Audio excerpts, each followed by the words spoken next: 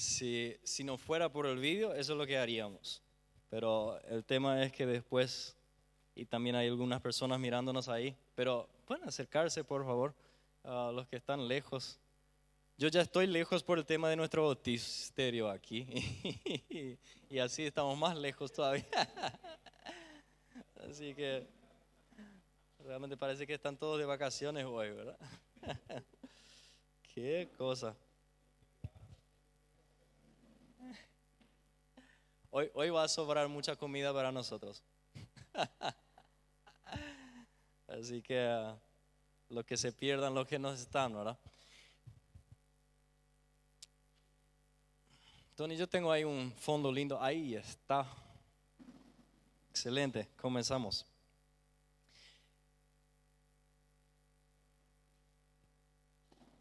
Bueno, este mes tenemos un mes un poco libre en cuanto a temas y mientras que estuve orando y escuchando acerca de lo que debería hablar en esta noche, me vino un tema que yo creo que nos va a tardar 2 semanas para tocarlo, que es el tema de la obediencia. Y mientras que estuve preparando para ello me di cuenta de cuánto yo necesitaba este mensaje y dije, seguramente también a algunos de ustedes tal vez les sea de bendición y eso es lo que espero que sea para nosotros hoy.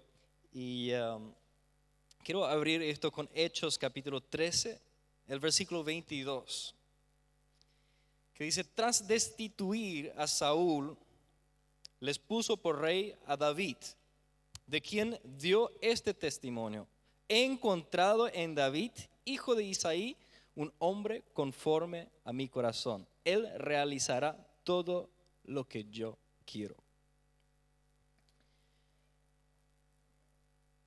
Señor, te pedimos que tú abres nuestro entendimiento a este texto. Señor, que nos ayudes a ver las riquezas en este texto y, Señor, las riquezas de tu escritura, Señor, de tu palabra.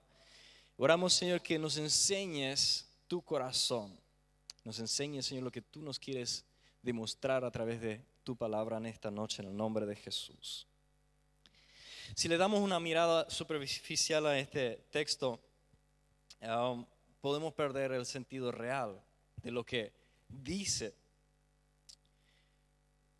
Podemos leer que Dios se buscó un hombre conforme a su propio corazón, porque Saúl había pecado. Todos sabemos, Dios primero le había elegido a Saúl, le había dado el reinado sobre Israel, y al principio pareciera ser que hizo un tremendo trabajo. Al principio también Saúl pareció ser un hombre bueno, un hombre respetado, un hombre respetuoso. Pero llega el momento donde Saúl ya no cabía más en los requisitos de Dios. Y dice que Dios le puso por rey a David, de quien dio este testimonio: he encontrado en David, hijo de Isaí, un hombre conforme a mi corazón.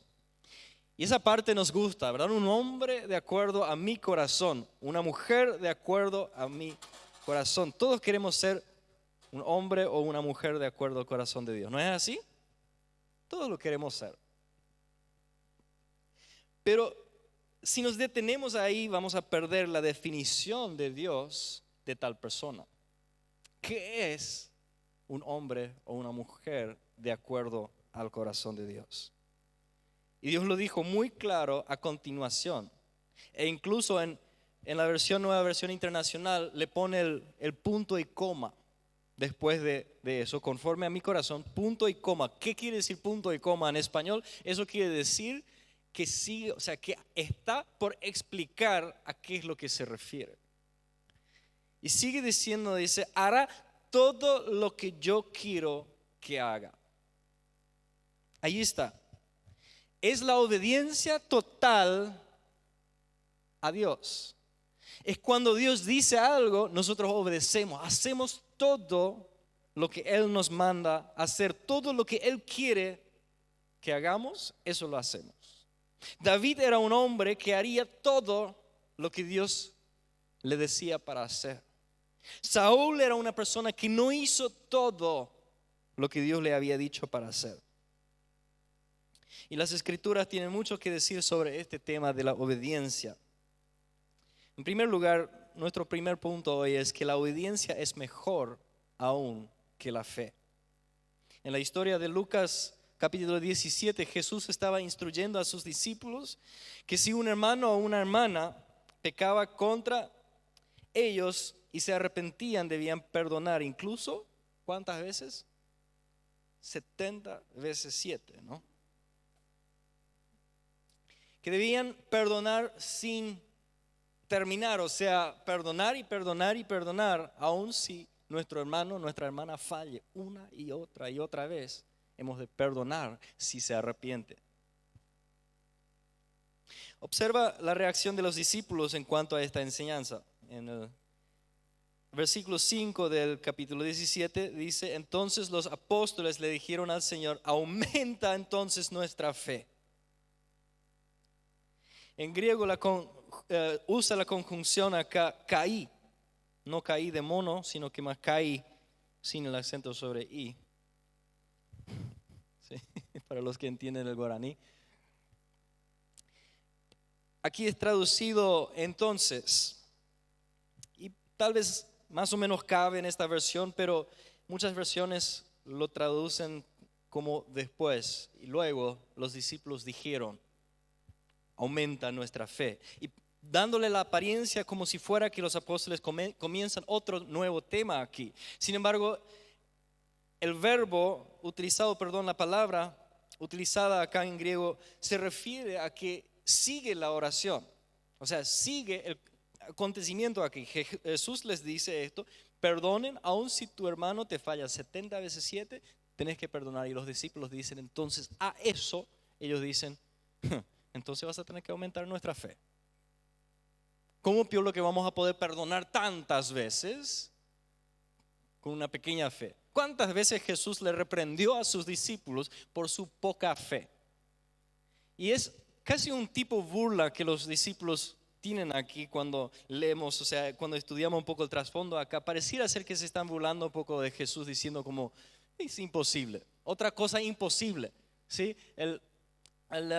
Jesús decía que para un rico es difícil entrar en el reino de los cielos. Solamente con Dios es posible, es imposible para hombre. Y aquí los discípulos, en otras palabras, le están diciendo a Jesús: bueno, con la fe que tenemos, imposible. ¿Cómo podemos hacer algo así con la fe que tenemos? Vas a tener que aumentar nuestra fe. Sin ello es imposible, no podemos. Nadie puede hacer eso, Jesús, en otras palabras. Nadie puede cumplir con lo que tú estás diciendo ahora. Eso es lo que ellos están diciendo. Desafortunadamente, no todas las traducciones lo traducen bien ahí. Sin este entendimiento, pareciera que se trata de una porción sin relación a la enseñanza que sigue, ¿verdad? Y en el verso 6, Jesús les dice lo que ellos podrían hacer si actuaban en la fe que se les había dado. Pero luego continúa explicando a través de una parábola un componente clave en este asunto de la fe. Entonces, veamos lo que dice acá en Lucas 17, 7 al 10. Aquí, eso es importante entender lo que después Jesús les enseña, porque es todo un seguimiento. Jesús sigue enseñándole. Primero les dice 70 veces 7, perdonen. Los discípulos dicen: imposible, vas a tener que aumentar nuestra fe. Y en respuesta a eso, Jesús dice lo siguiente: dice, supongamos que uno de ustedes tiene un siervo que ha estado arando el campo o cuidando las ovejas. Cuando el siervo regresa del campo, ¿acaso se le dice: ven enseguida a sentarte a la mesa? No se le dirá más bien: prepárame la comida y cámbiate la ropa para atenderme mientras yo ceno, después tú podrás cenar. ¿Acaso se le darían las gracias? ¿Acaso se le darían las gracias al siervo por haber hecho lo que se le mandó? O sea, aquí está el escenario. Tenemos el maestro, tenemos los siervos. Los siervos sencillamente hacen lo que el maestro les dice. El maestro es el dueño de todo. Ahora, si el maestro dice, ve y hace esto, ve y hace aquello, y el siervo hace lo que el maestro le pidió, el maestro después tiene que venir y, oh, gracias, gracias, oh, muchas gracias por ayudarme, tiene que decir eso. No, si él es el dueño de todo. Más todavía en la relación de maestro y esclavo. Entonces, sigue diciendo Jesús, así también ustedes, cuando hayan hecho todo lo que se les ha mandado, deben decir, somos siervos inútiles, no hemos hecho más que cumplir con nuestro deber. ¿Qué está pasando aquí? Los discípulos estaban molestos por las cosas difíciles que Jesús les exigía, como el perdón radical. Entonces exigieron, bueno, si tú exiges que nosotros hagamos tal, vas a tener que aumentar nuestra fe. Y a eso Jesús responde. O sea, ellos estaban cuestionando la enseñanza de Jesús en este aspecto. Aquí la narración de Jesús es la respuesta en esta parábola, es la respuesta a la reacción de los discípulos para aclarar este asunto. Y lo que él estaba diciendo es que ustedes no necesitan más fe. Lo que necesitan es obedecer.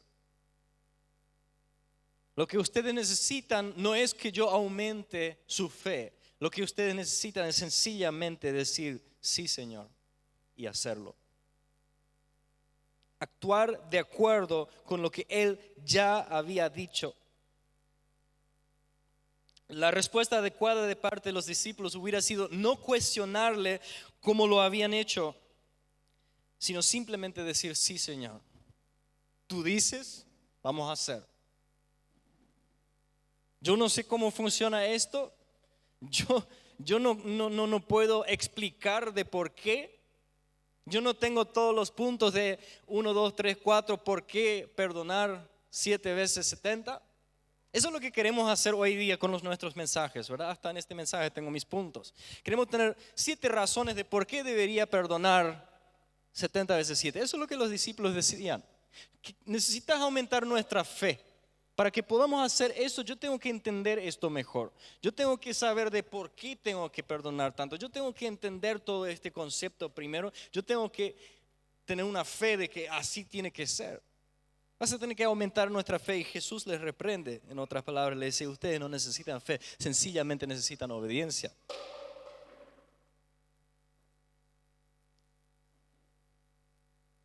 Jesús estaba diciendo, uno de nosotros aquí es Señor y no son ustedes. En la cuenta de los 10 leprosos que clamaron a Jesús rogándole que tuviera piedad de ellos y los sanara, ¿qué fue la respuesta de Jesús? Jesús podría simplemente haber dado una palabra y hubieran sanado todos, hubieran sido sanados todos.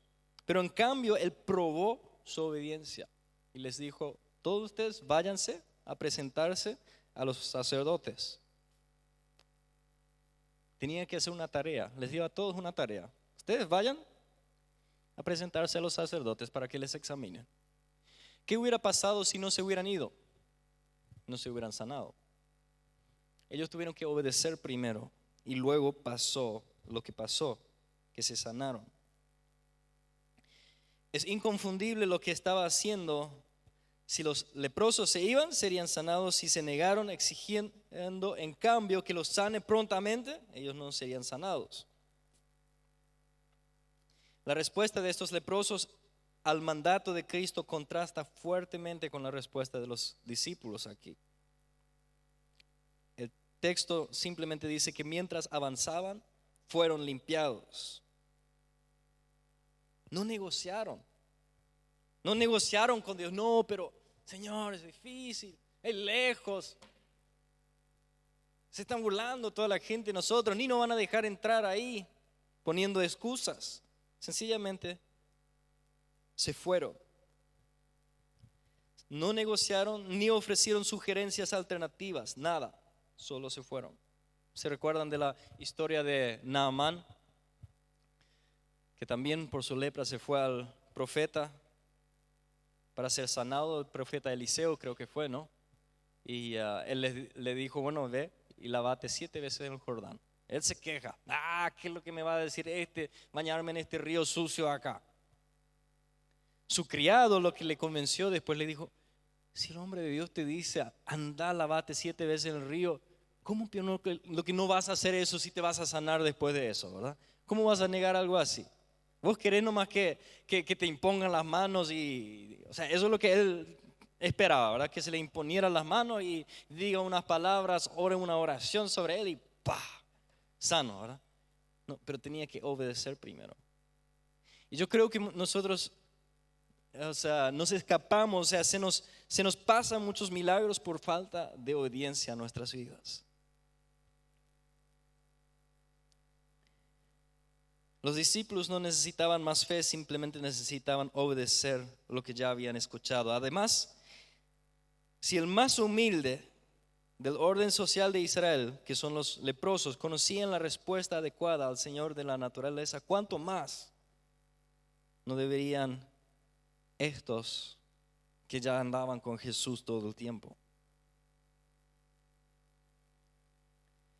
En segundo lugar, la obediencia es mejor que los sacrificios. La vida del rey Saúl nos brinda una imagen vívida de lo que ocurre cuando una persona juega con la desobediencia.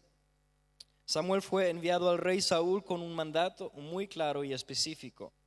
Leemos de ello en 1 Samuel 15:3, que dice, así que ve y ataca a los amalecitas ahora mismo. Destruye por completo todo lo que les pertenezca. No les tengas compasión. Mátalos a todos, hombres y mujeres, niños y recién nacidos, toros y ovejas, camellos y asnos. Ahora, eso es un texto que podríamos discutir en otro momento acerca de por qué lo que Dios le mandó a destruir todo, ¿verdad? Tiene sus razones.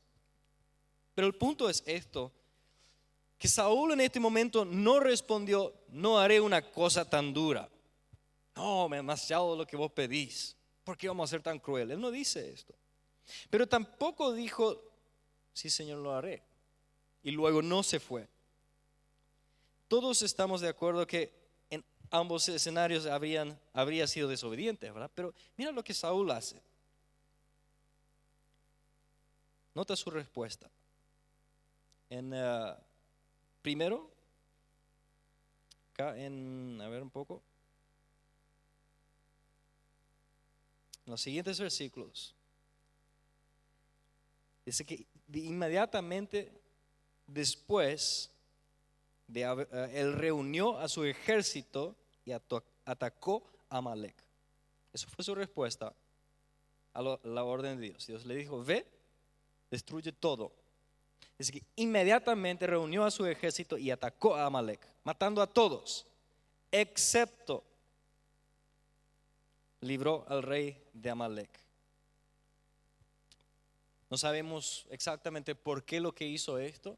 Posiblemente por costumbre de la cultura que él se había adaptado a la cultura de ese tiempo, que cuando un rey conquistaba un país, era costumbre que al rey de este país o de esta tierra no se le matara, sino que lo agarraban vivo como un trofeo.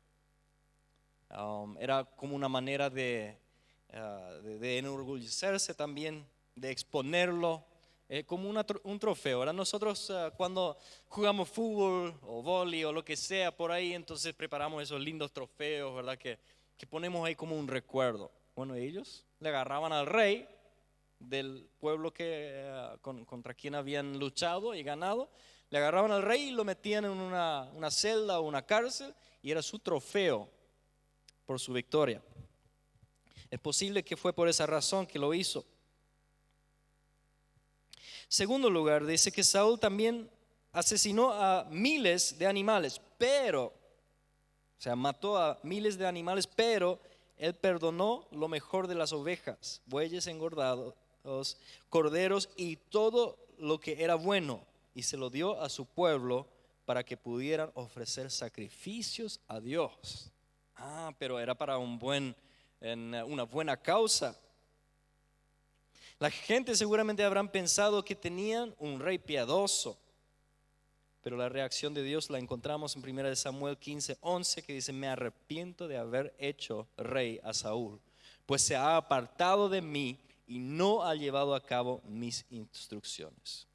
Pero ¿cómo? O sea, claro, una pequeña diferencia nomás, ok, él no mató a todo, pero lo que no mató era para la gloria de Dios, ¿verdad? Era para sacrificarlo a Dios, era para hacer algo bueno con eso.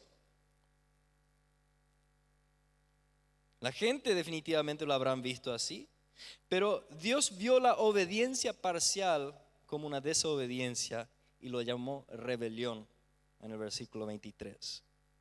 Samuel salió para encontrarse con Saúl y cuando Samuel lo alcanzó, Saúl lo saludó con entusiasmo, estaba todo contento. Luego, ¿qué dice? En el versículo 13 dice: cuando Samuel llegó, Saúl le dijo: que el Señor te bendiga, yo he cumplido las instrucciones del Señor. He cumplido, hice lo que el Señor me pidió. Feliz estaba. La decepción aquí, yo creo que Saúl, creo que fue sincero, él creía que él hizo lo que Dios le había pedido. Él pensó de que él había obedecido al Señor. Y él había sido el 99% obediente. Casi de todo. Cambió nomás un poquito algo para un bien, ¿verdad? Porque sabía un poquito mejor, ¿no? ¿Cómo explicamos la gran diferencia de opinión entre lo que Dios le había dicho la noche anterior a Samuel y lo que Saúl creía en su corazón? Yo creo que Santiago 1:22 lo aclara, dice: no se contenten solo con escuchar la palabra, pues así se engañan a ustedes mismos, llévanla a la práctica. Eso no fue la primera vez que Saúl lo había hecho, él lo había hecho antes. En 1 Samuel 13, del 1 al 13 leemos de ello, cuando se propuso hacer un sacrificio antes de una batalla, porque Saúl aún no había llegado. ¿Sí? Aquí están por comenzar una batalla y él ya está ansioso porque ya vienen los enemigos y está, no, tenemos que hacer algo ahora. Pero la ley era que el profeta tenía que venir, el rey no podía iniciar un sacrificio al Señor sin que el profeta esté. Pero él, por temor de que el enemigo iba a venir antes de que Samuel llegara, él ya comenzó y lo hizo para Dios, ¿verdad? Era casi obediente, ¿no?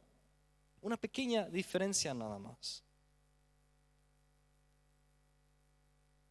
Cuando pecamos, el Espíritu Santo trae convicción a nuestros corazones. Y lo que pasa cuando no nos arrepentimos, un velo de engaño comienza a formarse sobre nuestros corazones, aliviando el cuchillo de la convicción y reemplazándolo con el razonamiento humano.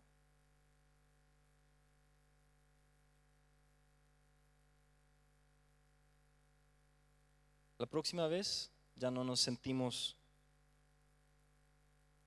tan convictos, ¿verdad? Ya no lo sentimos más tan agudamente, solo una pizca de incomodidad tal vez. Finalmente ya no hay convicción en absoluto, solo justificación. ¿Qué pasó en este punto? La persona ha matado su conciencia, dice 1 Timoteo 4:2. Y cuando llega a este punto, solamente una persona como el profeta Samuel, un papá, una mamá, un amigo, un pastor, alguien en nuestro entorno puede hablarnos en ese momento, porque ya endurecimos nuestro corazón. Samuel hizo exactamente eso con Saúl y le pregunta: ¿qué es este balido de ovejas en mis oídos y el mugido de bueyes que oigo? Rápidamente Saúl le echó la culpa a la gente. Los soldados trajeron de los amalecitas, perdonaron lo mejor de las ovejas y el ganado para sacrificar al Señor tu Dios, pero destruimos totalmente el resto, dice. Ese poco nomás, y fueron los soldados. Bueno, él le dio la la orden, pero fueron los soldados, ¿verdad? Pero todo lo demás hicimos.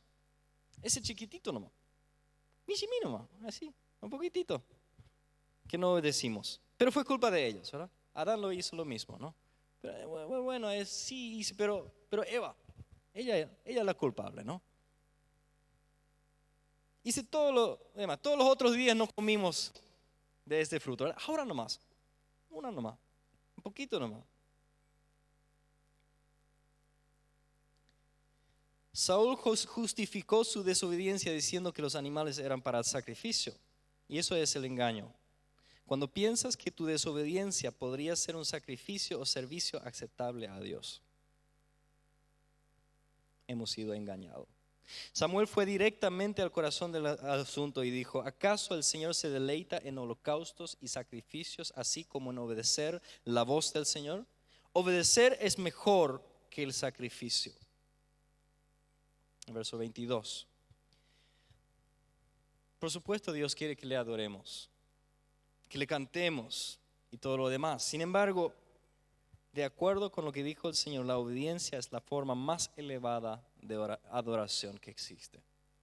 No importa todo lo demás que hacemos, no importa cuánto cantamos, no importa cuánto levantamos la mano, no importa cuánto le expresamos a Dios, cuánto le amamos, si no le somos obedientes, no sirve para nada.